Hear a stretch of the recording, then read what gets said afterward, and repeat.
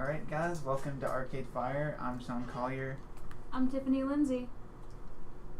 I'm Taylor Mitchell. I'm Terrence Cannon. We had to move Terrence close to the mic so he could do his intro. And we're going to start out with game releases again. One thing, on March 3rd, we have the Switch releasing.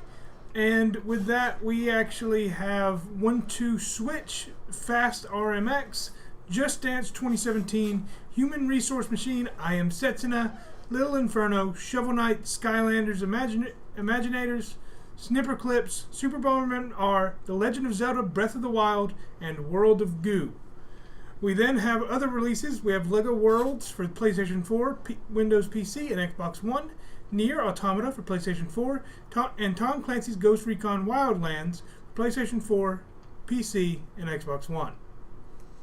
Yay! Yay, we got releases! I'm actually excited for LEGO Worlds, but not really, because I'm not going to buy it like immediately just because I'm not that excited for it, but I am going to play it eventually.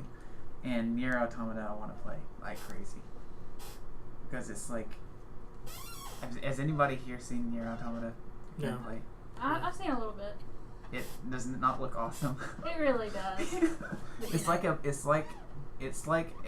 one of those like, it's like a bullet hell game along with a hack and slash, and it's amazing. I'm just afraid it's going to be like a PlayStation Plus game eventually. It probably It will. looks like that type. Yeah, but it's gonna be one that not everybody's gonna appeal to, but it looks amazing. It's mainly an anime type of game. I find it funny that we have that the people that make Shovel Knight just want Shovel Knight to be on every console that ever comes out ever. When Switch is gonna get the Spectre of Torment or whatever it's called, and you're playing a Spectre Knight, and I love Shovel Knight, so I don't care. I'm gonna get it on every console. World of Goo sounds interesting. World of Goo has been on like iPad, iPhone. Yeah, but I mean, it just sounds interesting. Like iPod, I smash. something without a touchscreen. Well, it's a puzzle game, so it's gonna be interesting. I don't know why. Like, I don't know why the Switch is getting it per se. I guess they need a game, and it's probably cheap. Yeah. Right. Terrence agrees. I'm looking at this. Terrence is nodding We as need to usual. mention though that the Breath of the Wild is coming out on Wii U as well. Yes.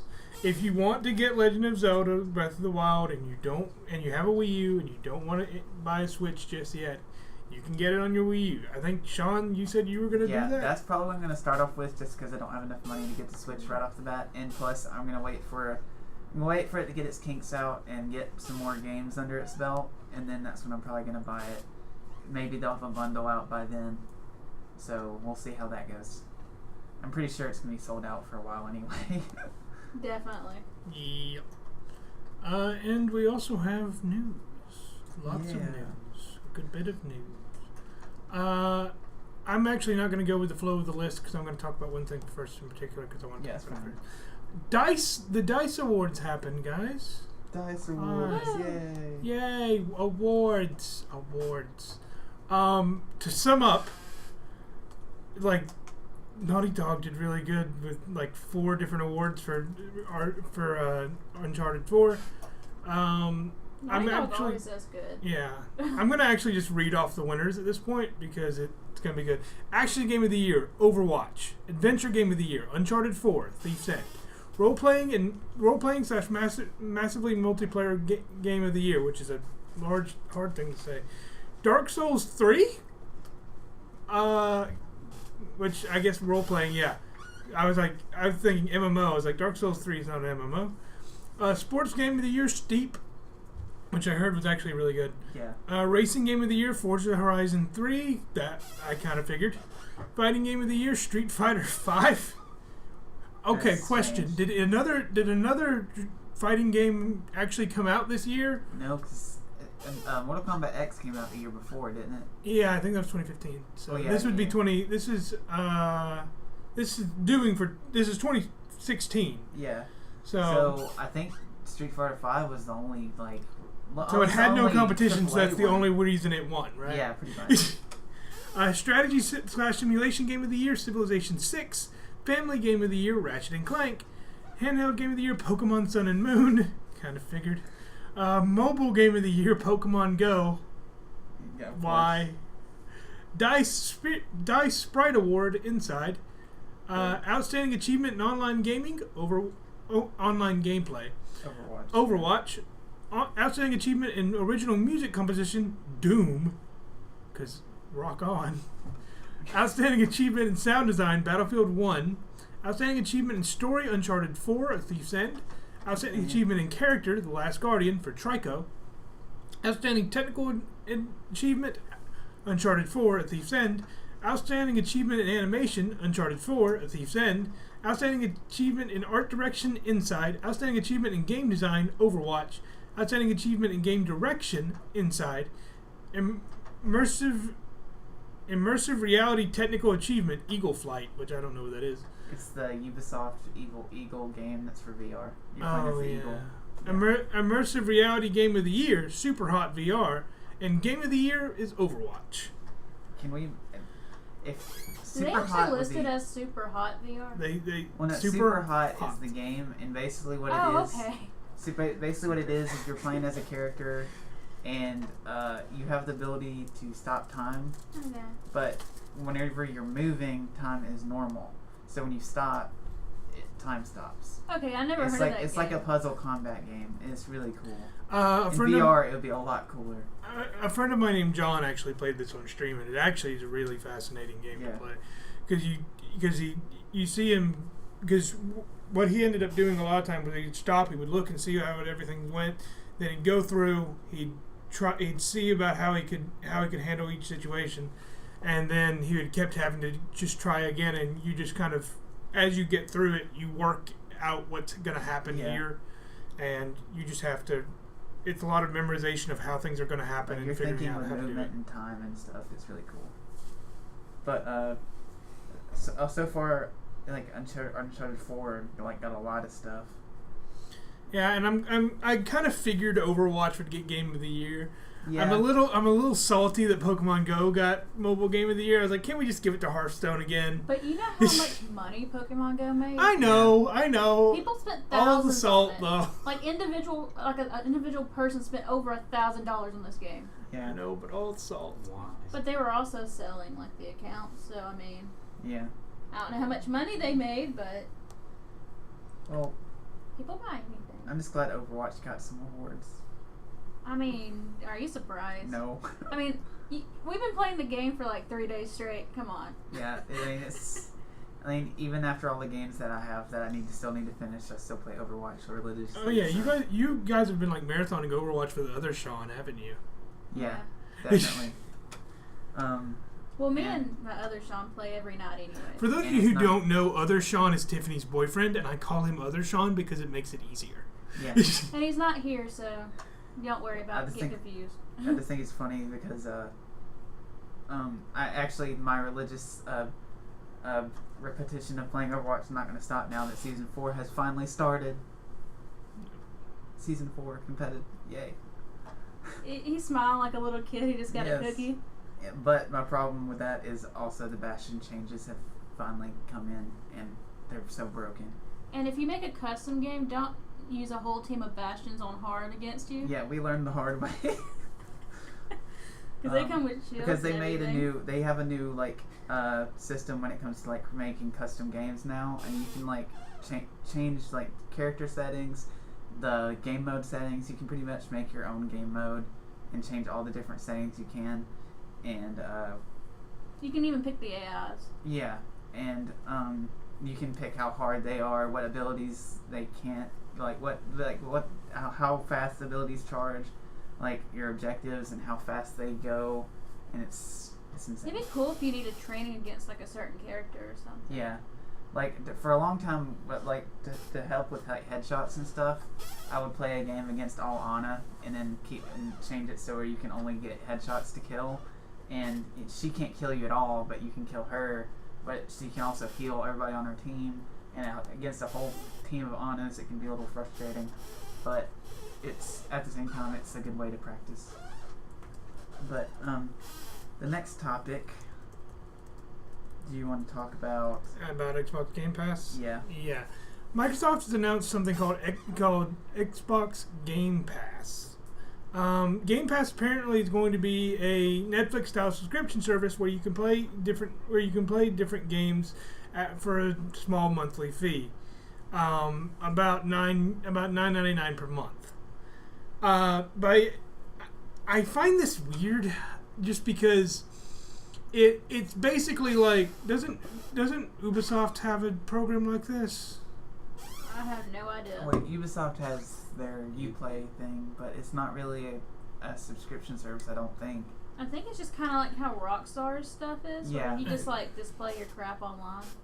No, because what this lets you do is it lets you play. It will give you 100 Xbox One and backwards compatible Xbox 360 games per $9.99 a month, and it'll download it on your console and let you play it. And then for Xbox One games, it will actually include a discount for if you actually decide to buy the game permanent. Oh, well, that's cool. I find it weird because Xbox already has Games of Gold, which just gives people free games every month if you have a gold subscription. But I don't get why you're paying $10 a month to be able to play these games, but then you just get a discount for, like... If you want to actually buy it, but you get to play it. If it's less than $10 discount, then what's the point? You know what I mean?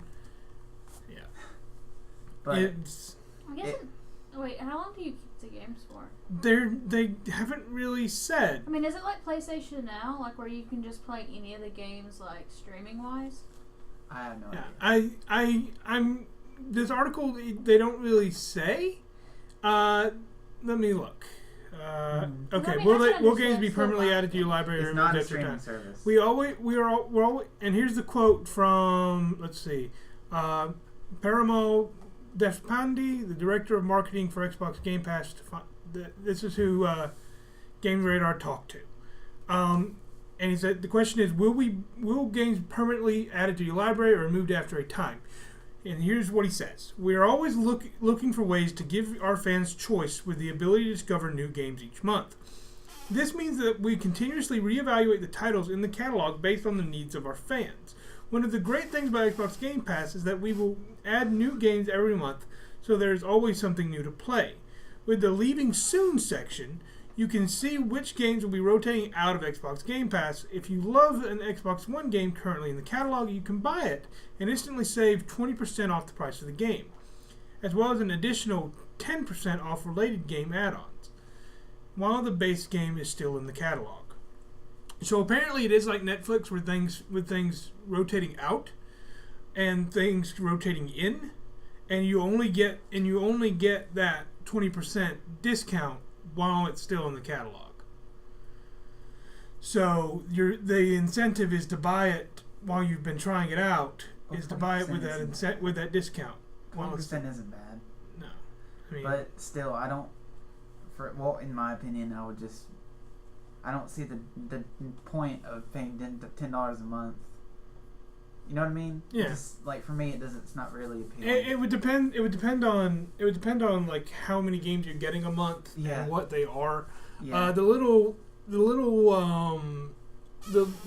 teaser image thing they have is they show Halo 5 Guardians, Saints Row 4 Reelected, Mad Max, NBA 2K16, Lego Batman, Mega Man Legacy, Payday 2, Gears of War Ultimate Edition, and they even have Fable 3 in here, which is an Xbox 360 game that's backwards compatible. So I feel like I'd just rather use GameFly. some people would rather use GameFly. But yeah, it's just something that probably wouldn't appeal to me per se, because I'm the type of person that if I want to play a game anyway, I mean, if I don't want to buy it immediately, I'll try it out. I'll probably ask somebody to borrow it. But then I'm also the type of person that I like to have the physical copy of games rather than downloading them. Yeah. So I am the exact opposite. but I'm a collector, so yeah. I'm just lazy. That's because you don't like things on a shelf. It's a nice word for hoarding, but I mean, if you would have saw my like digital game collection or how many games I got on my PlayStation, you would call me a hoarder. It's just it looks nicer, and I don't have to go up and like change the disc out. I mean, I am the guy that has like 79 different games. But if something happens to your account, then you can't play anything. Yeah, but As long as I have internet connection, I can play whatever I want. Yeah. But if your Wi-Fi goes down, you're screwed. But I have a DS and I have a Vita, and my Vita are physical games. Yeah. I just prefer the physical because I don't know, I've always been that type of person. I like holding it in my hand. And being like, this is But I share and save money. And, well, speaking of since we're talking about video game buying and stuff and market stuff, do you want to talk about the Twitch selling games? Yeah. Twitch apparently is going to start selling games to people. And also giving and compensation to the streamers. Yeah. And I'm trying to read this. And the reason why this is happening is because Amazon bought out so many shares with Twitch. So like the games that like they would get like it's supposed to be 5%, so they get a equivalent of about $3 off new games, and they're using like the links into Amazon pages. And the reason why they're using Amazon is because Amazon basically bought enough shares where they basically kind of own Twitch. Yeah. Like they've been working on this for a while, and it's rumored that they were offering incentives if you would sell your shares for Twitch to them. So this is how this is happening. Amazon has taken over Twitch and is now going to use it as a marketing way to sell games. That's basically what's happening. It also appeals to like people that are on Twitch a lot, because I just read something, and it's basically if you buy games through it, you'll get like a handful of Twitch specific items.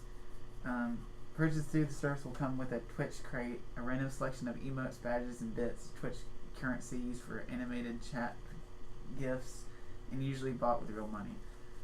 So it's like if you're constantly on Twitch, like watching streaming and stuff, this would appeal to you more than anybody. Yeah. And this is definitely great for the streamers. Yeah, I do want to say this.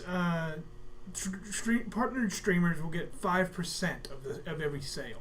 Yes, and 70% will go to the game's creators. Well, that's not, so that's that means that Amazon is only making a profit of about 25%, which actually is not bad, but it's not as huge as they could make it.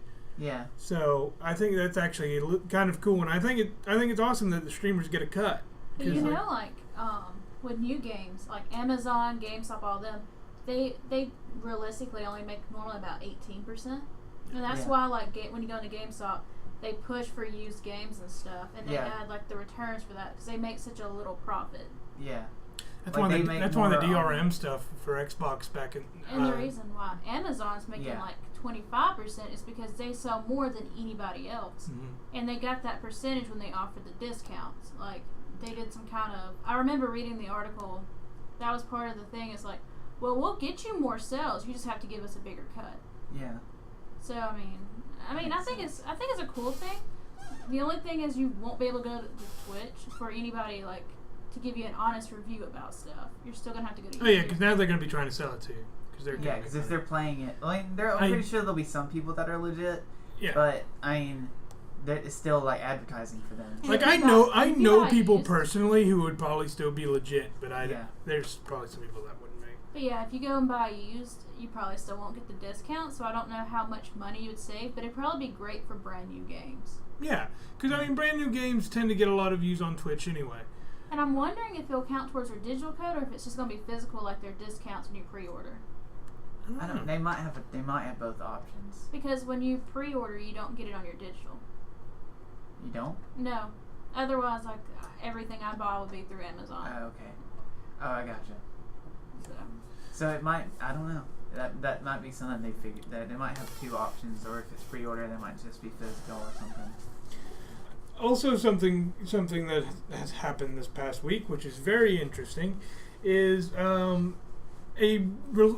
sequel to Middle-earth: Shadow of Mordor called Middle-earth: Shadow of War has been announced. It was actually leaked by a retailer. Yeah. And then, like, the next day, Warner Brothers was like, screw it. Well, we're going to release all the information about it. To put this in perspective for a minute, we share things on a page on our group chat on Facebook, and I see Taylor had posted it, and it was like, oh, this is leaked. I can't believe this is awesome. And he was like talking about how great it was.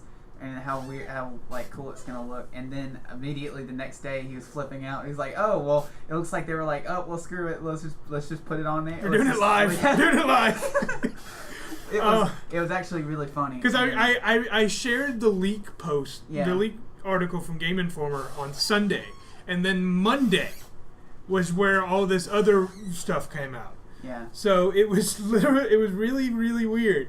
There's even a trailer out now. It's a pretty nice trailer. Yeah. I watched it. Did you watch it? I didn't get to see, like, I was trying to watch it at one time, but I couldn't watch the whole thing. Yeah. But my mom saw it, and she was like, "Did you see the new Lord of the Rings game?" And I was like, "What? You're talking to me about this?" And then, and then she was like, Like, even his mom saw it. It looks really awesome. You need to watch the trailer." And I was like, Your mom Okay. sounds like an interesting Your mom dude. just seems cool. I need to meet Sean's mom. it threw me off. Isn't she Also, like teacher? Microsoft has She's confirmed externship coordinator. that Shadow of War will be on Project Scorpio. But the way they said this makes me very concerned. For those of you who don't know, Project Scorpio is not meant to be a new console. It's meant to be an upgrade to the Xbox One. Kind of like the Xbox One S, but much more Yeah, robust. because they made the One S to be appealing to people that wanted a smaller Xbox, but also have the better, Slightly more better power. capability, and it's just an appealing version of the Xbox One. And then Also has the white Yeah. body design, like the special, and like we the talked about how developer edition Xbox Ones, which were really great looking. and we talked about how like the controller feels and like Yeah. how much better it is. But like with the PS5 thing, like, do we really even have to talk about this? Yeah, let me finish with this. Yeah. Is that the way this was said? Is that Aaron Greenberg from Xbox said this in June. He said, "Here's the exact tweet. Great thing is the Project Scorpio as part of the Xbox One family. All of your games will work. No Scorpio exclusives, so no one gets left behind." The thing is that Microsoft has said that if you buy the Xbox One copy of Middle Earth: Shadow of War, you get a Project Scorpio copy when the console launches, with no additional charge. My issue is there shouldn't be a different copy. You should just be able to put your Xbox One disc in and it work. Yeah. And I don't know if they're just saying, well, it is going to be a different thing, but every Xbox One game will come with something that works on Scorpio, or if they're just being they're being misleading in the way they're wording Or this. maybe it has like a different cover, a different case or something. Maybe. Like maybe some kind of collector's See, thing. my thing is like the way Xbox has been doing recently is like they've been making a lot of Xbox 360 games. Like you can use the disc. Yeah, For they've Xbox One been or very 360. they've been very big on they want all of Yeah. their stuff to work on one thing. Phil Spencer has even been like, we're looking in how to get original Xbox stuff on Xbox One. Yeah. So So- for me, I think they're gonna be doing it the same way. Like if you buy, of course it's gonna be free because hopefully you'll be using the same disc. Yeah, But at the same time, it's like if they're wording it this way, it's kind of concerning. yeah, and that's what concerns me. Is just that the way they're saying it makes me a little bit worried that they may be going back on what they had said previously, or it may just be that some guy at the PR office didn't realize how he should have worded something. Yeah. And it could be as simple as that, because us all being communications majors, we know sometimes PR people get things wrong. Yeah. Definitely. So it's just a little bit concerning. Yeah. And then we have PS5 stuff. Yeah, Talk about that. Sean. This is what I'm concerned about because they made their statement saying that that the PS5 is not going to compete with Scorpio, and when I read this, I was like, of course it's not. Isn't that what the PlayStation Pro was for? I was like, of course it's not because the Scorpio isn't a new it's an Xbox One upgrade, and the PS4 Pro was a PlayStation 4 upgrade. Yeah. So that's the only one that it should be competing with. Yeah, my thoughts are is that Microsoft has said they're giving up on making new consoles. They're just going to keep upgrading. Yeah. That's what they think this new generation of consoles is all about. And like the way I looked at it is when the Xbox One S came out, it was more like competing with the Slim than it was the PlayStation 4 Pro, because the Slim, like, even with that said, I work at a retail place, and we sell more Xbox One S's than we sell PlayStation Slims Yeah. because they're more powerful. And the Xbox One S, despite PlayStation still having a lead in the sales numbers, Xbox is catching up. Yeah. The Xbox One S has apparently been very good with getting people to buy it. And I think that it's important to think about that. I'm not saying that PlayStation 4 Pro is not a good idea, but at the same time, they dished it out so early that when the Scorpio comes out, it's not gonna even have a bit of difference. It's not gonna have a bit of it's not gonna be able to compete because they're still working on Scorpio. Yeah, and I'm not trying to be unfair. I'm just saying they made the mistake of just releasing it already when they're still working on something that could be it's not the next generation console, but it's still going to be ahead of what we already have. And by what I understand, the Xbox Scorpio is supposed to be significantly more powerful than an Xbox One, and significantly more powerful than an Xbox One S and a PlayStation Pro. Yeah. Or whatever it's called, PS4 Pro. And then the fact Sony said this statement to me was just first of all, of course it wouldn't, because whatever. Even though it still is going to be competing because it's Sony and Microsoft compete nonstop, but I don't know what it actually what they're trying to imply. But my thing is I'm surprised PlayStation didn't get on the whole we're just gonna upgrade our systems, but I guess that after they did the PlayStation 4 Pro, they were like, oh well, this obviously didn't get as much of attention as it should because it wasn't that much different or something. But it is also time for a break if you want to do. Yeah, but I'm salty about the PS5 thing because I don't think it's a good idea. Yeah, I honestly I think at this point Microsoft is kind of going the way of Nintendo and trying to do their own thing. Yeah. And I think in some ways that it might be better for people to just be let's just diversify this market and let's each do our own thing. Yeah, it's true. Because it's let's not copy each other or try to compete with each other by doing the same things. Because that's one of the things that's happened a lot lately in the game market is that Sony and Microsoft are constantly ripping each other off and constantly copying one another. Yeah. And it makes it where the only really unique part of the market we have is Nintendo. Yeah. And I don't think that's entirely good for the market. I think it is the way markets generally work. Yeah. But I don't think it's really all that great for it. So that's just my opinion about it. But we do need to take a break. Yeah, we're gonna go to break real quick, and when we get back, we'll talk about more. We'll probably talk about Overwatch again. So we'll be back. Do we want to? Right, what's up, guys? And we're back with Arcade Fire, and we're gonna talk about Halo. Okay, for those of you who don't know, I'm a big Halo fan. I like it a lot. It makes me really happy. I like the first Halo. I like all Halos. I even like Halo 5 and Halo 4, which some people will probably not like me because I'd say that.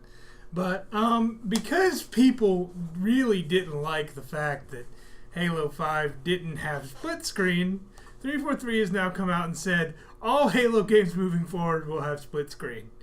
Bonnie Ross's speech at DICE said this. When we didn't put split screen in Halo 5, it was incredibly painful for the community and for us. I think it erodes trust with the community as the community is part of our world building. Basically, they're saying that it seems like most people play cooperatively actually play cooperatively over split screen. Yeah. Originally, what they had said was that the vast majority seemed to play cooperatively over Xbox Live instead of locally. Mm-hmm. I don't know how because the only time I had ever played Xbox Live or co-op Halo on Xbox Live was I played with my cousin and a couple of friends. Yeah. That still is kind of local because my cousin lives down the road. And our friends are in Georgia. That's why we couldn't just do it all locally. For me, it's just better to have that option in there, whether people use it or not. That should be their choice. Yeah. Yeah. Because some people are going to use it. Like I said, I use it. Because I did that with Borderlands when I played Borderlands. Because I was like, oh, you can play online or you can play split screen, and it's obviously better like visually to play it online. Oh yeah. But like split screen, I mean, it's still an option that you can play, and I like having the option to do one or the other. And like, it kind of reminded me of the Battlefront thing, where it's like so many people got mad because Battlefront didn't have a lot of single player content. And it's like one of those things where it's like when you're expected to have like a staple thing because of the past games that have had that, you know what I mean? Yeah. It's like expected that for that being there, and when it comes out and it's not there, everyone's outraged because they expect certain things because it's the franchise and you're trying to live up to what you've done in the past or what people have done in the past with that franchise, and if you change it in a way that limits people from how they want to play it, then they're gonna obviously be really disappointed. Yeah. So that's why Battlefront 2 is like, oh well, we're gonna have a lot more single player content. And I think it's gonna have a campaign, and then like. Wait, are they actually just going back and saying that the next one's gonna be Battlefront 2? Is that a thing? Oh, it's like their Battlefront 2. I don't know what they're gonna actually call it. Oh, Battlefront 2. I was thinking of Battlefield 2, and that's why I was wrong. Oh, okay.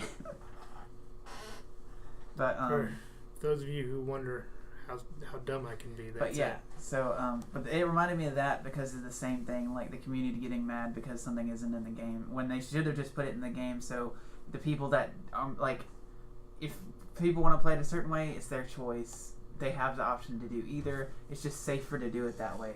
Yeah, it takes more time, but it's safer to do it that way. Yeah, because my thing is that I personally play games more for the story, and I do that with first-person shooters too, which is one reason why I don't like Call of Duty and Battlefield and things like that. It's because they don't focus on it. It's one reason why I like Halo, because they do.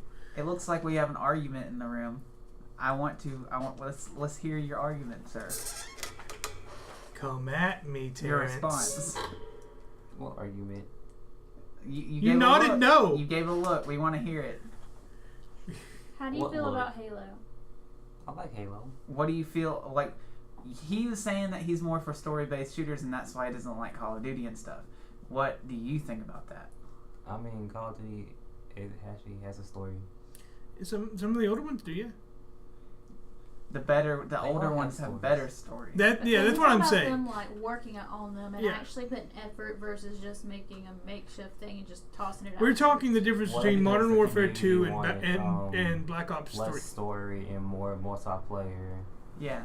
And then they got tired of multiplayer and wanted back like more of the story back. And like when they tried to do that, they hated it.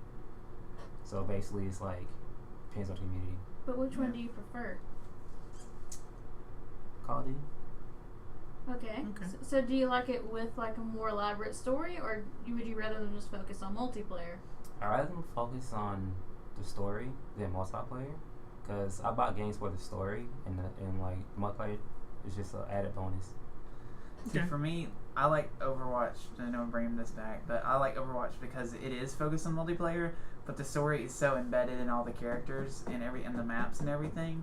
And it's not obvious what the story is if you just, I'm playing Overwatch the first time. I don't know. I'm just playing as these characters. But I like that, like, even though it doesn't have like a super deep story, you know that going into it. They're not just making a crappy story and tossing it with it. They're completely unapologetic about it. Like, I like reading Overwatch lore.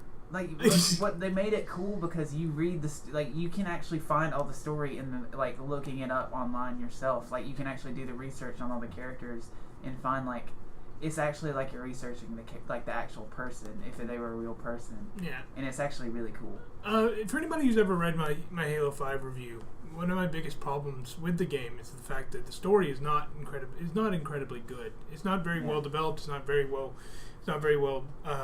given to the player. It has a lot of false ends that you don't really think, that don't make a lot of sense. It's just not as good as other Halo stories have been, but it does kind of make up for it with the fact that it has really fun gameplay and really good and because of that has really good multiplayer. But it still, to me, is one of my least favorite Halo games to play the campaign on, but it's one of my favorite Halo games to play because it feels good. Yeah. So it is Makes sense. one of, and it does kind of take away from that because I can't sit down with my cousins and play Halo 5, Yeah. and that to me is a problem. Yeah, that makes sense. But we do need to get on to other things. We have Irrational Games has now changed their name. Irrational Games, for all of you who do not know, is the company that made BioShock, Yeah. or at least Well- BioShock, or at least BioShock, the newest one.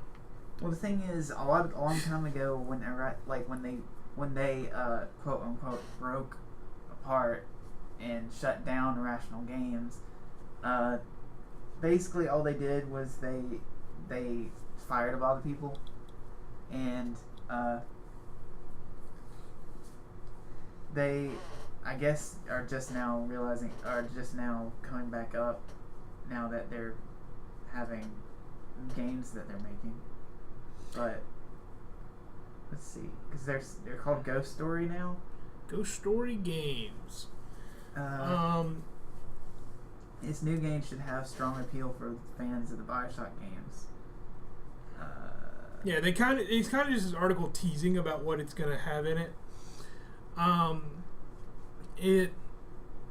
It also says that it's built from narrative Legos, Yeah, and which is kind of intriguing weird. characters, sci-fi or sci-fi-ish, He said it'd be challenging. and you're not gonna have to wait that long to play it. So we might be seeing something from them soon, hopefully. Or maybe that's why they're just now coming out with this information, because it's been a while. Like, it's been a while since we've heard anything about them, because it was like right after the last BioShock Infinite DLC came out. Shortly after that is when they quote unquote broke apart. Yeah. So, like, where this gonna go from here? Like, I'm just assuming it's not gonna be long before we find out what the game is and what it's about and that Yeah. kind of thing. So, I don't think it'll be as quick as Shadow of War, but we're probably going to Yeah, be hearing yeah. something. I mean, if it's leaked, then maybe. But Maybe they'll be like, Let's we're see. doing it live! yeah, just throw it out there. For those of But- you who don't know, that's what Sean actually does every time before we start the show. He's like, we're going to do it live! Yeah, 'Cause every day. That's always a question, apparently. I've never really been sure why. But, and then the last thing, well, we have a couple more things, but we Yeah. do have Overwatch stuff, and I think you guys probably want to talk about Overwatch. yeah, this goes back to what I was talking about earlier, but the new change, they did a new update, Season 4, and then they also had the Bastion changes, and there might be a few more changes that I don't know about, but the main thing is now the teasers of new characters are in the maps. Like the new body map, actually, Doomfist is actually missing out of the payload, and there's in the airport there's like wreckage and stuff. That kind of So- goes with that picture that we saw of. Yeah, and then they've also been releasing teasers of a character named Effie, or whatever her name is, and Epi, I think was it. yeah, and she is releasing. She is a genius, like child prodigy, and she is trying to create a robot better than the ones that just got destroyed. But she's using the base of them and creating a better robot, and I'm assuming that's going to be a hero. And there's actually speculation that Doomfist isn't going to be just like, if they're not just going to release it as a hero, they're thinking they're gonna do the co-op PvE game mode with it, which would be really cool because we haven't seen a co-op PvE thing since the Halloween update. And they did not expect it to go as well as it did, and they said they were going to bring it back in the future, and I think this would be a really good way to do it. But I really hope they make Doomfist a character. We need a new tank character, and You want to crush things. I want to crush things, yes, because I mean I like crushing things with Reinhardt, but crushing things with Doomfist would be really fun. I mean, just look at the damage. Hey, Tiffany, do you want to crush things? See, when I play Overwatch, I am a bullet sponge. I destroy everything like Sean's definitely a healer, and Yeah. you should see walking with like he's constantly behind me, like getting mad because I'm taking so much damage, and even me healing myself isn't enough for like how crazy I play. Yeah, well, like, no, she's But I really just- good at Roadhog now. I think she'd realize that she's really good at him, and like, it's just insane because she's always like, it's kind of like when people play Diva, they go up all in people's faces, but she does it a lot more, and then everybody's like, oh, well, there's a Roadhog, let's all attack that one. And I got gold on the heals. I got like 8,000 heal, and it was literally just her that whole match. And see, like you can heal yourself, but there's a time limit. Yeah. So it's like, it's insane, but I love just going into people's face and just like cooking them, and like I'll kill people with melee. Like I don't even use my gun half the time. Yeah. That's what the insane part is. Yeah. But I'm like that in every game. I can't do stealth. I just like to mess everything up. That's why I think you'll like Doomfist if he's a character. Yeah. He's gonna be jumping around killing people, like smashing people with his Doomfist. But I don't know, but can you That was make the most justice right nerdy from thing I above? think I've ever heard Sean say. But that's a long shot. But yeah, it's gonna be like, I'm excited about it. I really hope they make him a character, and I really hope I'm really curious to how this robot character is gonna be though, because I don't know what style he's gonna be at all. I don't either. But other than that, We have even more stuff for the Castlevania series. yay! We're really Netflix. excited. Are you There's excited, Terrence? there is now a poster out, and it like shows Castlevania, Yeah. and it looks so And good. is it, if I'm wrong, isn't it? It's gonna be animated, right? It needs to be. It needs to be. Should be. I think It's I've not. read about it being animated. Yes. Okay. With the help of Adi Shakar, the animation studio behind Adventure Time is apparently doing this. I hope it's nothing like Adventure Time. Me neither. Like, I'm like the one person who hates Adventure Time. I am too. No, don't worry. You got two people. You got two people. I'm And in Terrence is over there He's laughing giving like, us shade. I'm in a room with haters. Anyways, What do you feel? I drink all my haterade, man. I'm not into Adventure Time as much as I used to be, but I do like it. But I don't like Adventure Time as much as I like. The creator of Adventure Time had another show on Cartoon Hangover. It's a YouTube thing, but they changed. They have their own I thing. heard like the And- Adventure Time game was real good though. Yeah. Well, yeah. My problem with Adventure Time is they had to skew it to make it more kid friendly, obviously for Cartoon Network. But I like that guy's other stuff better because you can see his humor a lot more, and it's just I like it a lot more. Okay. But when it comes to like them as a studio, Frederator Studio, they have a lot of animators, so we don't have to worry about it being Adventure Time. Like it's not Frederator Studios does more than just Adventure Time. They do all kinds of stuff. So Taylor's jumping up and down like a moron. So I just read like the last little bit in this article, and it's like it's set for debut sometime in 2017, and the series will be in the vein of Game of Thrones, and is set to be an adaptation of Castlevania 3: Dracula's Curse. That is actually one of I've never actually played that Castlevania game. Wait, Castlevania. Yeah, 3. that's the good. That's the one. That's Super Castlevania. No, Super Castlevania is 4. Yeah. This was the third. This is the one after Simon's Quest. This is the one that they redeemed themselves with after the bad of Simon's Quest. But I would literally go and play 3 right now and just be like, oh, this is gonna be awesome. Are you gonna go back and play Castlevania 3? I probably will. I mean, I play old games all the time. I like playing retro games. I live in the past. I understand. One of my when Shovel Knight came out, that was like one of my most anticipated games that year, and that's saying something because there was like it being the era that we live in, with when it comes to games, like having a 16-bit style game be your favorite game of that year Is interesting. Yeah. It's an interesting decision. Yeah, but that's how I am. I'm weird.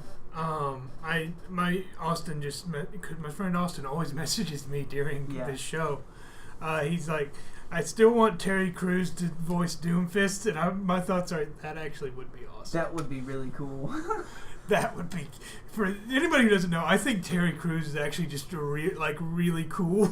Yeah, well, and then he'd have to make a lot of references to his advertisement career. Yes, that's actually what made me ask Austin what he was talking about, because he randomly messages me in all caps, Old Spice odor blocking body wash, and I'm like, okay, what? Like, it could be literally just something like he's in the spawn room, you're waiting to attack, and then somebody says something about body odor, and then like he goes off. It's like, I know what to do. I know what to do. It would be perfect, but like, I'm just really curious as to how. I really hope they make him a character, and I'm really curious as to what his abilities would be. Terrence, are you shopping for MacBooks instead of paying attention to the show? I'm paying attention. Do I get the grade, Terrence? Yes. F. I'm kidding. But I'm excited for the Castlevania series.